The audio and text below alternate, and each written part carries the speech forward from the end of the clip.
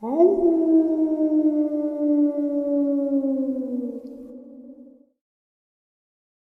and salutations, everyone. I hope everyone is still doing well, and welcome to today's upload. Before we jump into it, a couple quick links. As many of you know, I rely on Patreon, PayPal, channel membership, and the merch to help the channel to continue to grow and go.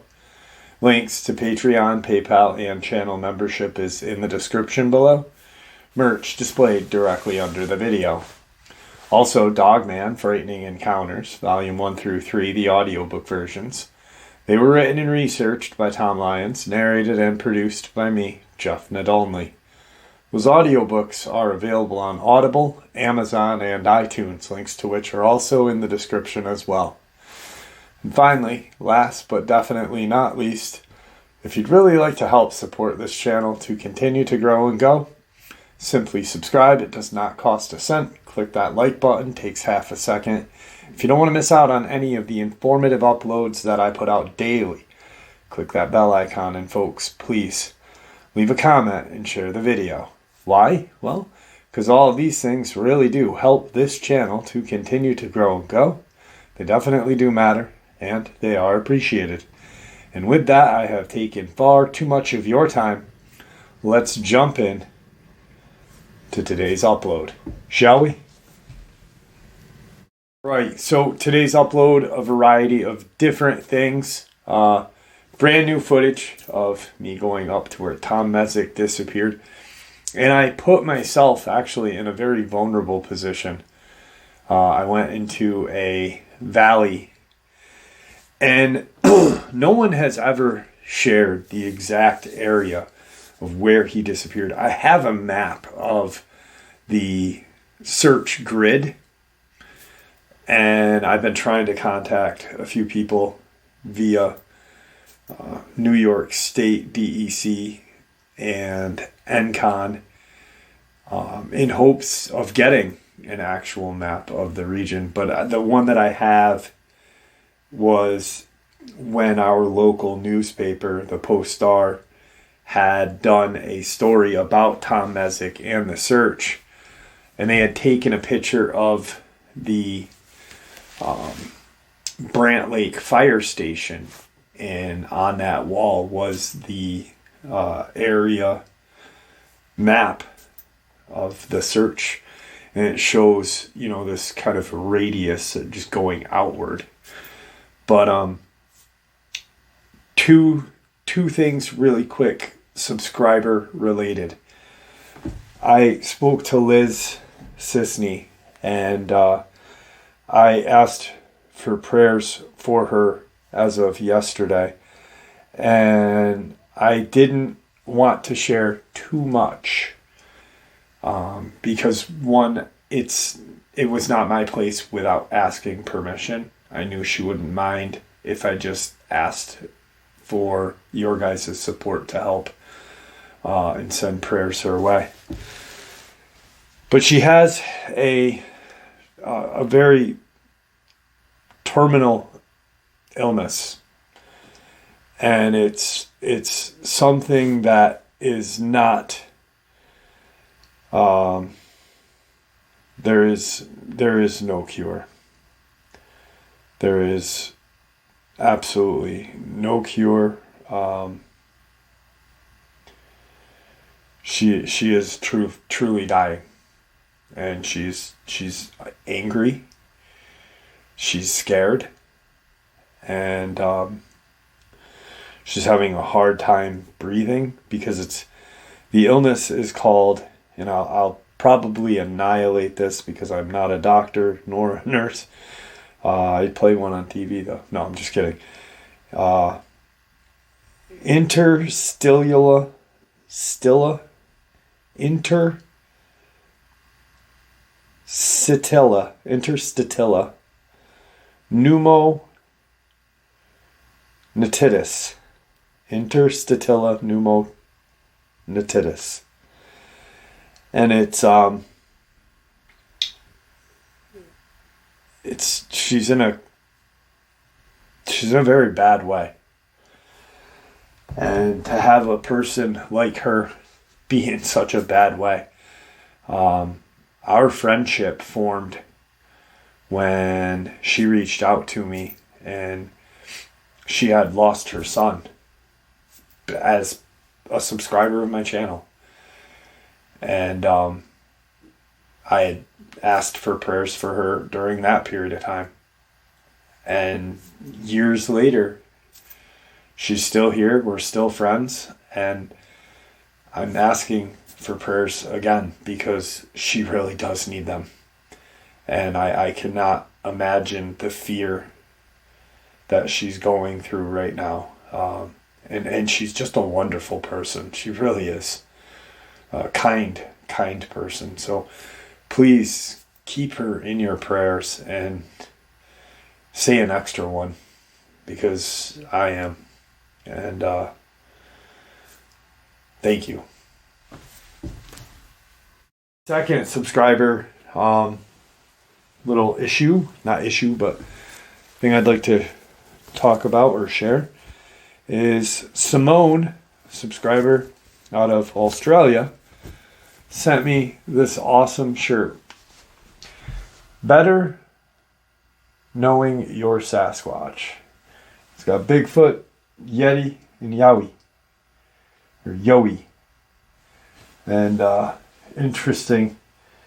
Alias Sasquatch, fur color brown, temperament passive. I think habitat forests, mountainous areas. The Yeti, abominable snowman, gray or white fur color, temperament aggressive, habitat areas with ice and snow. And Yowie or Yahoo, fur color reddish brown, neutral, habitat desert areas. I really appreciate this. I love it, actually. I came today and I opened it and it put a big smile on my face. So thank you. Let's get into the meat and potatoes of this upload. So yesterday I shared a absolutely terrifying experience with you guys out of an isolated area in Chile and Valley of the Moon. And Craig had reached out to me. He had befriended a young man named Rafi. And Rafi had lost his dad in this it really is a hellscape. And I use that in the title because if you look at photos of this place, yes, it is absolutely beautiful, but it does not look like it belongs on the earth that we know, like living in the Adirondacks. And, I've traveled the East Coast. I've never been out west. I've been to every state on the East Coast, but I'm used to seeing ocean or I think the only desert I've ever seen is there's this very strange kind of desert up in Maine, and it's like a sanded area. It gets cold there, they have winter there, but it is still considered a desert. But this is something so unique on this planet. It makes the crater, Craters of the Moon or Crater Moon in Idaho, that national park, look tame, and Rafi and Craig had a terrifying experience with Dogman that were actually coming out of a portal in this rock structure called the Three Marius. And if you look up the picture of that, it's, everything in that area looks similar to being man-made, but it's not. There's structures there that look man-made, right? But nature doesn't create straight lines or cylindrical lines. I think a lot of it was these reptilian or gray that live underground. These portals are just doorways. And, that portal that they saw that those dogmen were pulling themselves out of may have just been a doorway to an underground base. So Craig heard the upload and wanted to, talk to me, and he thanked me, and he hopes that, he hopes that by hearing what he has done with his life by doing mission work and stuff, that may encourage people to do it as well, to see the world, and have a kind of cleansed soul while doing it, because you're doing something good. Now, the little surprise he had was he still does mission work, and he's friends with someone that is in that area as of right now, and his name is Jorge, or George, and I got to speak with him via Facebook Messenger call. He had talked a little bit about what is going on some 21 years later. Because when Craig left, he vowed never to go back there. It really made him question a lot. It made him question his belief in the Lord, and it really put a perspective of good and evil. How can such a beautiful place look one way and then look absolutely terrifying at night? It's just a completely different picture of anything. So Jorge is located in that area. He's actually staying in the town Solar, and he's leaving in the next couple of weeks to go back home. And he said that as of right now, what he has seen is there's still a lot of talk about strange creatures lurking within that desert area. None have come into the towns as he's aware of. But what is now being seen in that area, and it's really ramped up over the last. He's been there for 2 years. He's ready to go. He volunteered for like a 2-year kind of mission, and what has since going there, there has been numerous UFO sightings, and I'm not even going to use UAP because they changed it. It used to be unidentified aerial phenomena. Now it's an anomalous phenomena. So it's a big, broad kind of, it covers it all pretty much. But UFO is the term for me. And there's a lot of sightings of that. And it almost appears that if you are looking out at this desert area from the towns, these 3 towns that are in the surrounding this area, it almost looks like they're landing in the valley.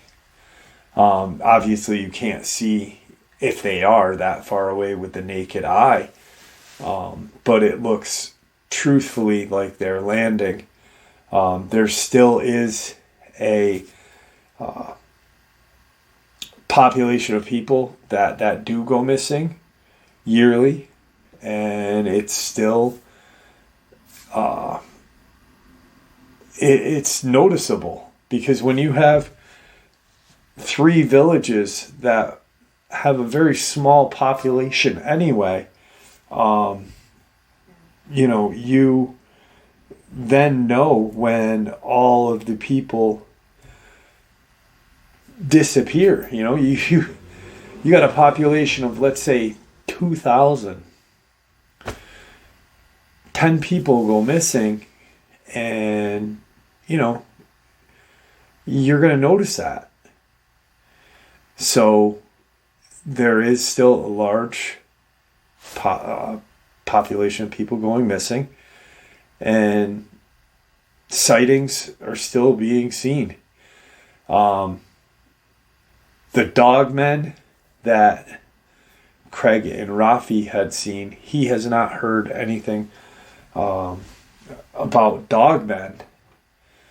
But what has been being in that area, I guess there's tourists that go in that area, and they claim to see something that looks very similar to an alien gray, but is much taller and more muscular and aggressive. And if you think about what that I just described to you, to me that sounds like a crawler. So you've got sightings of these creatures. And I've always believed, and once the gentleman that reached out to me out of Canada at the Eye of Quebec states that, they're using dogmen as guards for deep underground military bases. Dulce, anywhere in New Mexico, Silver Springs, Gila, it just, and there's all these sightings of these crawlers, these descent-like creatures. To me, I think, and like I told Laura Eisenhower, I believe 100% without a shadow of a doubt, those creatures were genetically created by the reptilian and alien gray as a kind of defense mechanism. And I think what was used was genetic codes from gray, reptilian, and human. If you really think about how these creatures are explained to look and how they're very intelligent and how they act, that to me seems like a combination of all.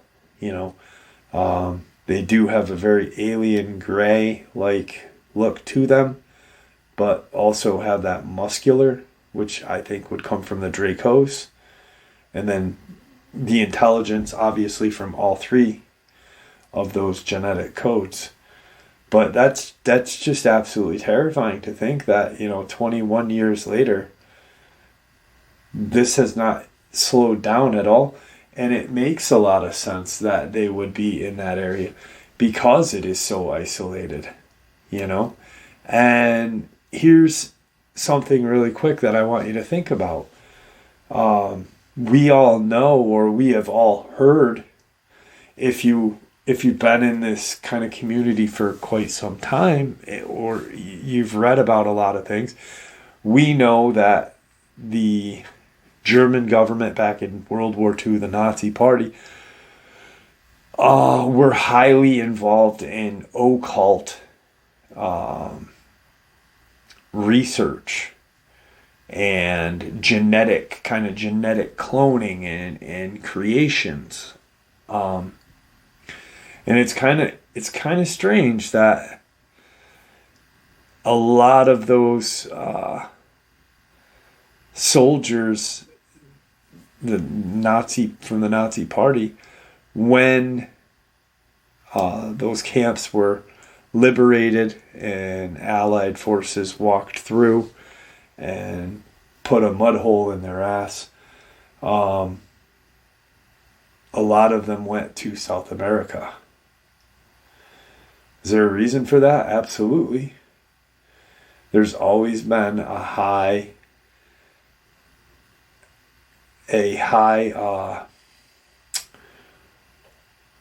rate of sightings of UFO cryptids and other things.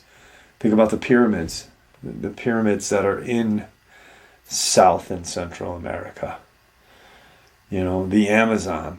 People have spotted Nephilim in the Amazon multiple times. So there's definitely something going on in South America, especially in Chile. But it is such an isolated spot that who would notice, and then to have the CIA agents when Craig was there. Apparently Jorge has not seen any government people. They are very easy to distinguish, especially out there. But there are, tourists from not from that area, but definitely not CIA or Homeland Security or whatever kind of crazy alphabet term they created, whatever. But yeah, so some very, very eerie stuff going on and a lot of connections to a lot of different things. So, all right, so with that, I would like to share this footage with you that I had recorded. Crazy thing, and I don't know if this has anything to do with anything, but it's only happened twice to me. The video files that I had from Sunday were corrupted. I have no idea how. Like I said, I had gotten busy on Sunday when I came home talking to Craig. Yesterday, put up that upload, and I was going to sit down tonight, or not tonight, but last night, and go through that footage, whatnot. And when I did open it, it was corrupted. There was nothing. There was no timestamp. It was almost like, and I watched the timestamp, go. Unbelievable. So what did I have to do? Well, I went up there again. I went up there yesterday, and I spent a couple of hours up there. And it was about the same as the day Sunday, except I got a little more curious and a little more courageous and put myself in a very vulnerable position. And you'll see in that video. You'll also see that there is a noticeable change in wildlife kind of noises, and then none. Like none. No wind, no birds in the distance, nothing. Which is weird, because as I'm walking through this area, I can hear faint sounds of birds, further back. But as I kept going deeper and deeper and deeper in, those birds were not heard anymore. And then when I turned back around and eventually came back through, as I'm getting closer to the parking area, that's when the animals, birds, any kind of insects started to come back. There was at a point in that hike. This is crazy. I just put this together right now. There's a point that I'm walking, and I didn't get bothered by any kind of deer fly at all when I was in a very strange area there, and all the wildlife noises kind of vanish. I get to where there, that change, it's almost like an invisible line of where there's a noticeable change. Instantly, as I'm across this kind of imaginary line of the wildlife noises stopping and then wildlife noises beginning, a deer fly just bothered me the whole rest of my trip there, which was weird because I was sweating the whole time I was up there. You know, I was walking, I was in the same woods. It was just freaking weird. Anyway, let's get into it. All right, guys, we are officially back in the Adirondacks. Beautiful day hiking, where 2015, November 15th, Tom Messick disappeared. And I've been here a zillion times, and every time I come back, it's just that much more interesting to me, I guess. We are right now officially kind of about 10 minutes, 15 minutes into the hike, and right here where we are standing right now is where I had captured that metallic, creepy sound, and it was somewhere out toward that way. I'll turn the camera around shortly, and I mean, once I get up this hill here, you'll see, I'll show you where the rocks were that I was sitting on when the woods blew apart and something came running from the opposite direction. Just a very, very unique place, and I do love it here, to be honest with you. So I'm going to turn the camera around, and I'll give you guys a tour and share some experiences. So let's get into it. All right, so I was standing approximately right here when I caught that metallic noise. Now, being that this is state land, park rangers do come up here and clean trails, debris, and such. I don't know what kind of bird that is that I just heard, but yeah, standing right here is right along this area is where I captured that metallic kind of noise. And then my camera is level, and the mountain kind of just keeps going up that way.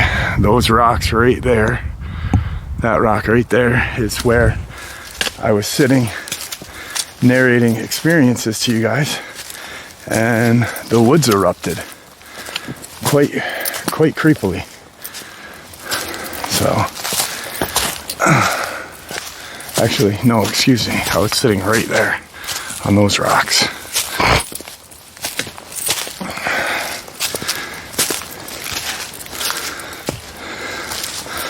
So yeah, I was sitting right here. I had my camera right there. I'm sitting on this rock right here. And then out of nowhere behind me, the woods just ripped apart. Like, sounds like a bomb went off. And I saw, as I'm running down the mountain, I turned to look over my back, and I saw something from here go all the way up into here. And strangely enough, somewhere over in that area is where those 3 stacked rocks are that I had stumbled across when I went trailblazing. So, but yeah, this is it right here, guys. I had my trail cam set up over in here somewhere. Just gorgeous here, really gorgeous. Beautiful day. Appreciate life, I guess, you know, even though someone's life as he knew it and his family knew it ended here.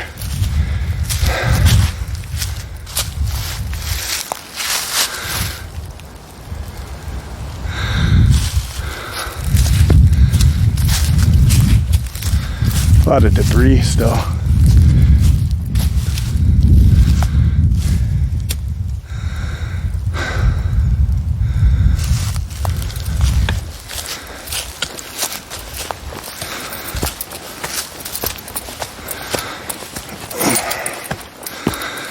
Whew.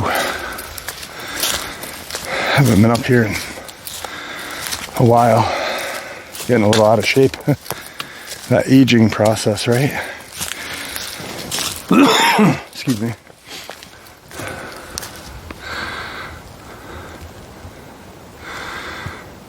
Dead silent now. There was some sort of bird noise when I first got on the trail, but now it's eerily quiet.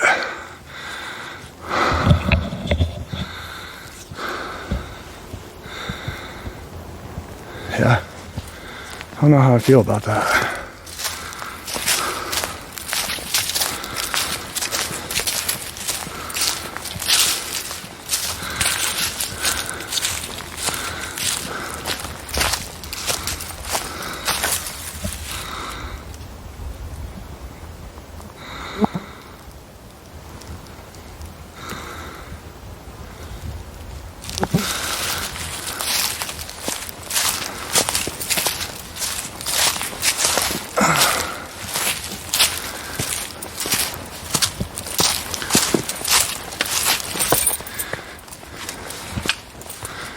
I'll tell you a funny story. 2 years ago, I was coming down this part of the trail, and it's rock, as you can see. I'm coming down it. It was when my dad was in the hospital. So maybe the first week of December, because it was chilly. But we hadn't gotten a lot of snow yet, and ice and everything, and I tripped, I slid in my hiking boots, these hiking boots actually, and I hit my face on one of those rocks, and I literally knocked a tooth out. Good times. So, oh, sorry guys. I'm quite convinced that Tom Mezek was not attacked by a cryptid. And I'm quite convinced that the missing 411'S are not all cryptid related. I think there is a portion of them being cryptid related, but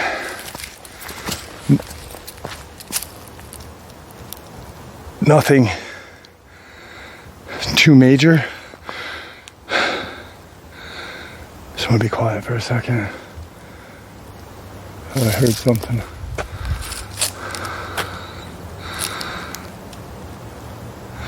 Yeah, it's fucking creepy up here. But I love it. So I don't think cryptids are involved in all of them. I'm not an expert either, but if I had to make an educated guess, I would say maybe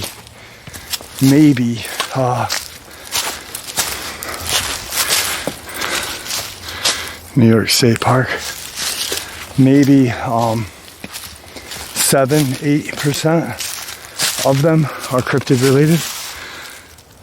I think David Paulides is pretty on top of things when he has his ideas. And I used to kind of wonder why he would change his mind in his videos. You know, he had a pretty good theory and then change it. Well, I mean, it only makes sense because we're talking about theory. There's no scientific backing to it yet, keyword. And so, you know, I mean, I know he's talked about UFO, I think portal. I don't watch his channel. I don't read his books. I've watched the movie The Hunted, but that's not because I have anything against him. It's because I'm just constantly doing my own thing, and I don't want to have his opinion affect mine, if you know what I mean. That's why I don't watch other channels, because I don't want their opinion to affect my opinion and how I feel about all this. I was sitting here one day and something came off of that ridge over there one day. Freaked me out. I don't know what it was. But we're getting up there in elevation. Wish I had one of those watches or whatever that could tell me the elevation that I'm standing at. Maybe I'll get one someday. I don't know. But yeah, I mean, you can see how the fauna changes, you know. I mean, we were down in Evergreen, and as we get up, we get into deciduous. So, I mean, and they are all just budding right now. Whew. There was a video I had done that I was up there on that rock looking down in this valley once, and I never really came down here too much. I don't know why. This is like maybe one of the few times that I've been in this valley, but I don't know. It's creepy down here. I don't like being down here because I don't have the upper ground at all. I'm gonna go back up there.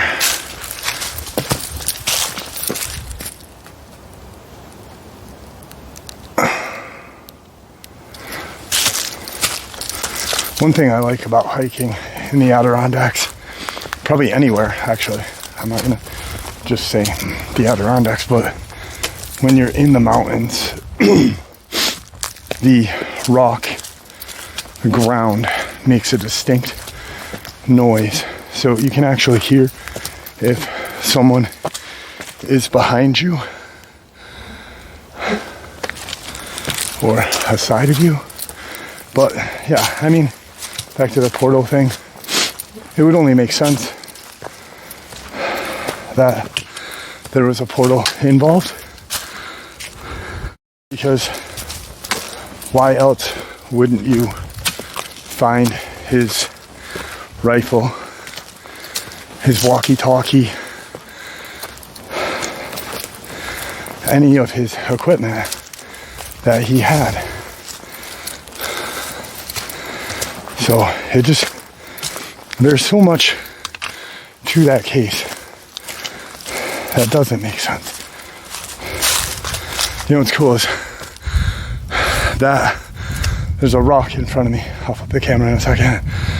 That almost looks like it's a trail, but it's not. It's like a naturally formed rock, kind of like what we were talking about in. I'll just turn my back to it right there. Kind of like what we were talking about. Atacama in Chile. These formations that were not created by human hand, nor nature though. You know, that's even terrifying more to think about, is you stumble upon an area where nature is not involved.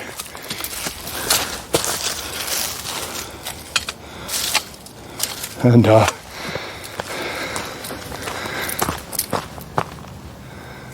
flip the camera around.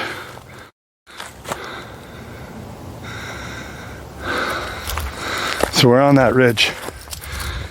Many of you who have seen the videos while I've been up here know that this is the rock that I stood on that day. And that's where we were.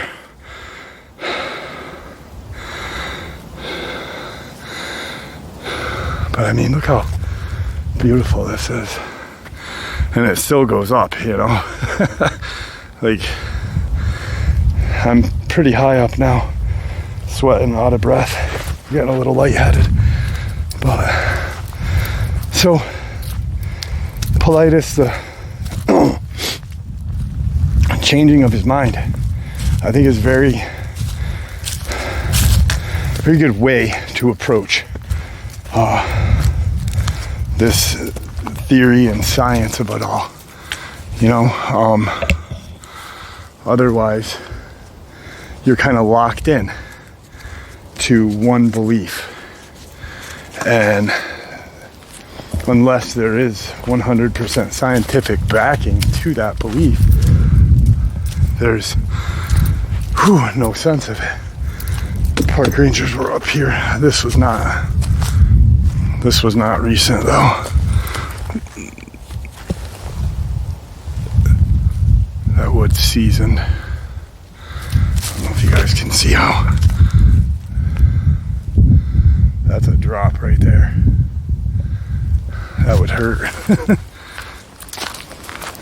But, you know, I think what happened was he was sitting stationary and something came out and grabbed him. I mean, these things are not dumb. These cryptids are not dumb in any way. I think since like the 60s and 70s and hell, even the 80s, our appreciation for their intelligence has changed, you know, from thinking they're just some dumb kind of large ape creature. So, I mean, I'm not even saying it was a Bigfoot that got him. I'm saying, like,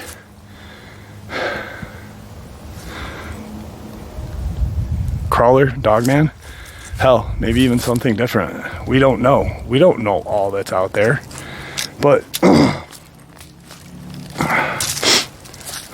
like with Craig talking about that portal rock, the portal on a rock, where you see this kind of shimmer,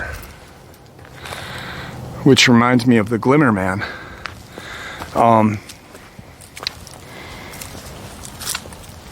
And those Dogmen came out of that. Was there a deep underground military base there? Maybe. It seems like it.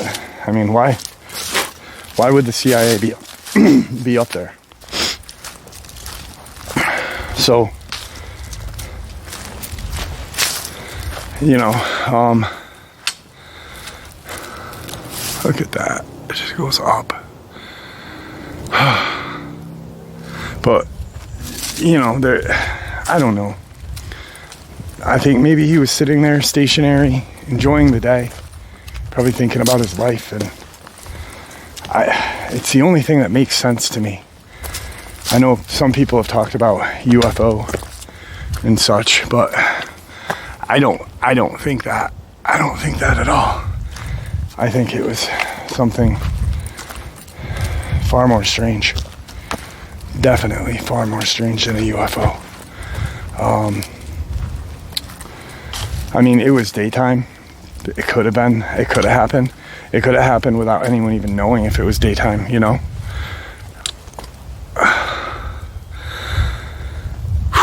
Also, what about those tales of that strange man in black that kind of floated across the ground right where I am? Talking about that and while I'm here. Nice.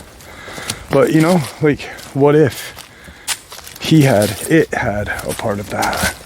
And I don't know if you remember what I'm talking about or if you're new. What happened was I had interviewed the only store owner up here, and she had talked about how when she was up here one day, she, her husband, and kids were walking, and from like one side of the trail to the other, this figure, all in black, kind of walked across the trail, and it didn't pay them any attention either. That was pretty strange. So, I mean, what if that thing had some sort of something to do with his disappearance? We don't know. We have not a clue. All I know is that they never found his rifle, his walkie-talkie. Like, whatever happened, he didn't even have time to use his walkie-talkie. That's how fast it happened. So, like, literally, I could be walking right now, talking to my camera. 2 seconds later, gone. And no one would be the wiser if hopefully someone found my camera, you know, but we don't know. And that's really scary.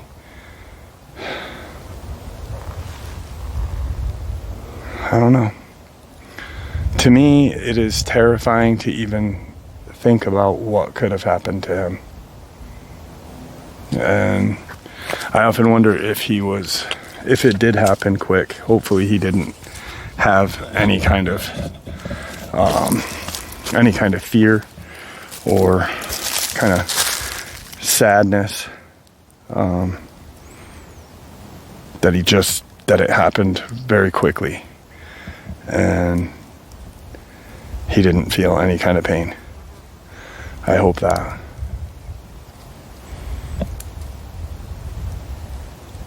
Dead quiet here though. That is creepy. That is very creepy. Wow. And I, you know what's cool is I remember starting this channel, and I remember thinking about how none of it was connected, how it was just a Dogman was a physical entity, and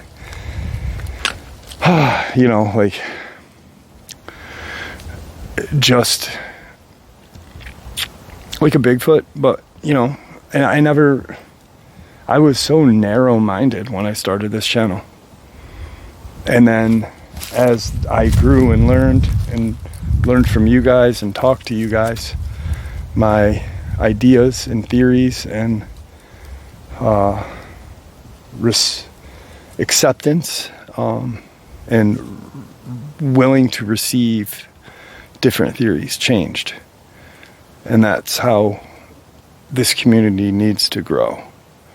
That's how, as long as there is the willingness to accept different theories, we will grow. You know? So, portal, UFO, I mean, it only makes sense that, to me, how would it have to be damn intelligent, you know, and very quick to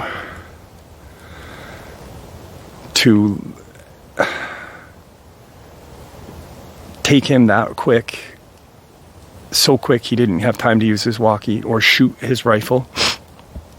On top of it, whatever happened, made sure that his gear went along with him. It's crazy. Still pretty crazy that we haven't heard any kind of noise up here.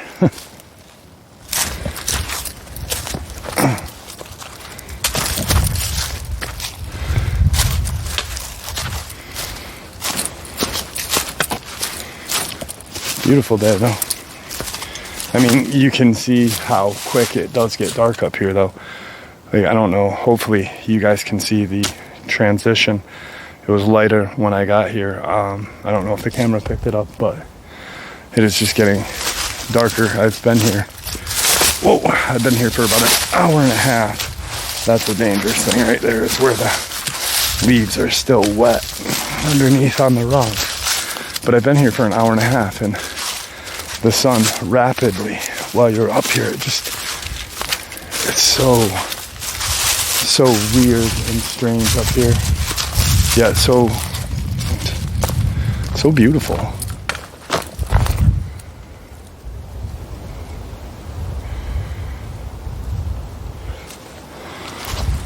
Whew, I'm gonna have the camera to my back.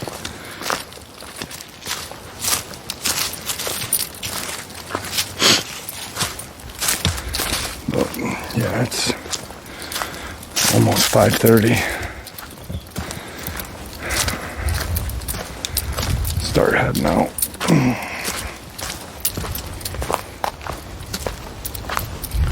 Great day. Great day in the Adirondacks.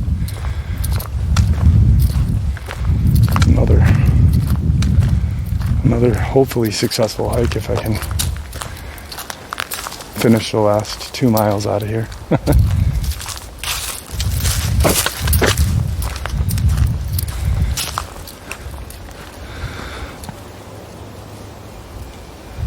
Now we're getting noise. Now I feel a little safer. We're getting closer to the entrance of it all. Anyway, I'm gonna hit pause real quick because this area is a little treacherous, so I'd rather not record myself falling on my ass.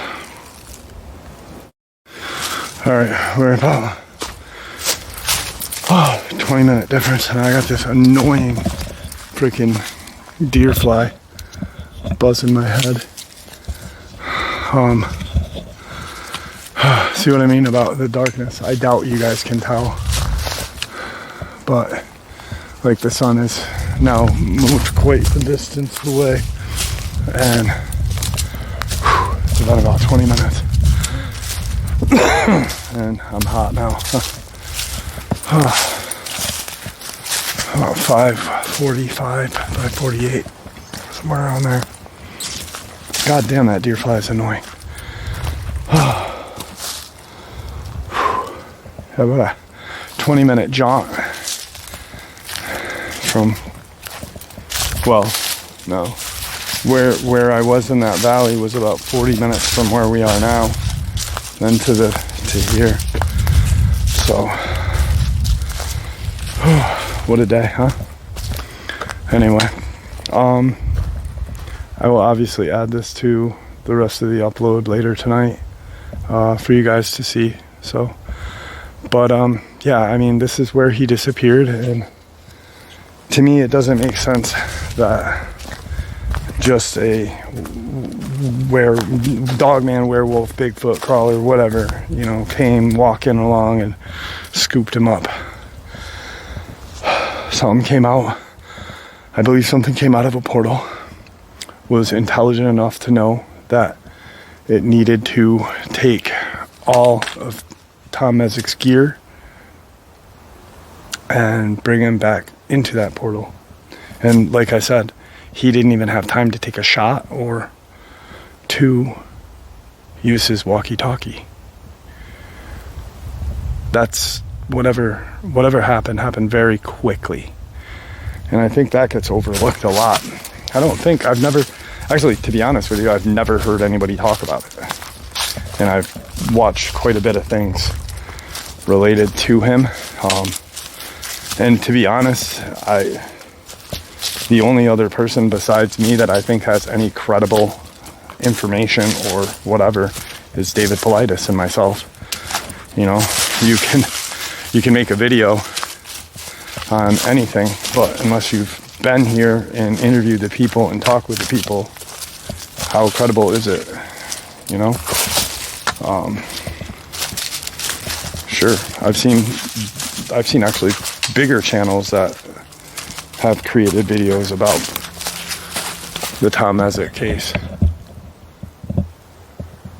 but how do you take them serious? You can't. I can't. I mean, maybe you guys can. And I'm not saying anything negative about that. I can't because of, I think, my passion and closeness for this case. I've been here. I've interviewed the people, like David Politis said. But nobody's ever talked about how quick. People have talked about the metallic sound. And it's interesting. You hear a bit, there's like a bandwagon effect, you know? There really is. If you're in this community long enough, that metallic sound wasn't talked about too much, if not at all. You know, when 9 years ago. But once The Hunted came out and people watched it and started hearing about David Paulides or Tom Ezek's encounter, and Tom Ezek's cousin had talked about hearing that metallic noise, then people were like, oh, I had a Dogman encounter and I heard metallic noise in the woods. You know, prior to that metallic noise, I heard bones popping. Why don't we hear that anymore? It's just interesting how things change, how details change on any kind of experience. And that's why, I mean, I kind of look at encounters. I take everyone at face value when I interview people. The only encounter that I can ever say without a shadow of a doubt is 100% true is mine, because I lived it. But if someone shares their experience with me, who am I to tell them that didn't happen? But then you can become aware of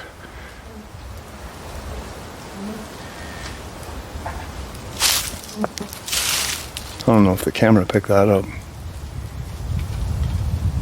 That didn't sound like trees. Yeah, there's wind now, but this is where it always gets windy right here, surprisingly. But, you know, like you pick up on certain things. And you know, details that match up perfectly with other experiences and stuff. To me, that's a red flag. You know, like someone hears an encounter and then their encounter is obviously going to be different, but it's got similarities to it, like, you know, the bones popping. I find it interesting that we seldom hear that bones popping thing anymore. You know, like, why? Why don't we hear that? It used to be like the it thing. I never bought it, because how would bones pop? You know, yes, I mean, if they are supernatural, paranormal, or whatever, the regenerative properties could help, but, you know, with that happening, their bones would be broken and breaking and muscles tearing. They wouldn't be rapidly ascending on you after standing up bipedally and you're hearing this ripping noise, you know? I don't know if anybody's ever thought that. I've often thought about that. Like, how is he gonna move so quickly after his fucking bones broke and muscles ripped? You know? Go figure, right? Anyway. And I'm not doubting anybody on that. That's my own view on how and why it could be possible. So, anyway, I'm gonna call it a day. And I got about a 15-minute walk home, or hike out of here, till I'm officially out of here. And then about a 45-minute drive home. So, I will see you guys when I see you. All right, so you can see where I did put myself in a very vulnerable position, and I don't know what I was thinking. I really don't. Not looking back at it now and rewatching it, I was just like, why did you go down in there? You know, it was something that, and strangely enough, there's a trail system off to the side, almost on the other side of that area, that connects to more of Lily Pond Lily Pond Trail and Road, that I had been there 4 years ago. And it's very, you could tell it was an old fire road or whatever. And I'm walking down that, and I hear something on the side of me here and on the side of me there, but a good clip behind me. And as I kept walking, I just kept my head straight ahead. I just looked straight ahead and did not act paranoid or anything. I made sure, I didn't want to give up any kind of vulnerability to whatever was following me. But the second I got to that drive where the parking area is, I literally heard them from walking or trailing me go and back the way they came, which was terrifying. And it still creeps me out to this day thinking about that. Because what was it? I don't know. Mentally, I can tell you what it was. What I think it was.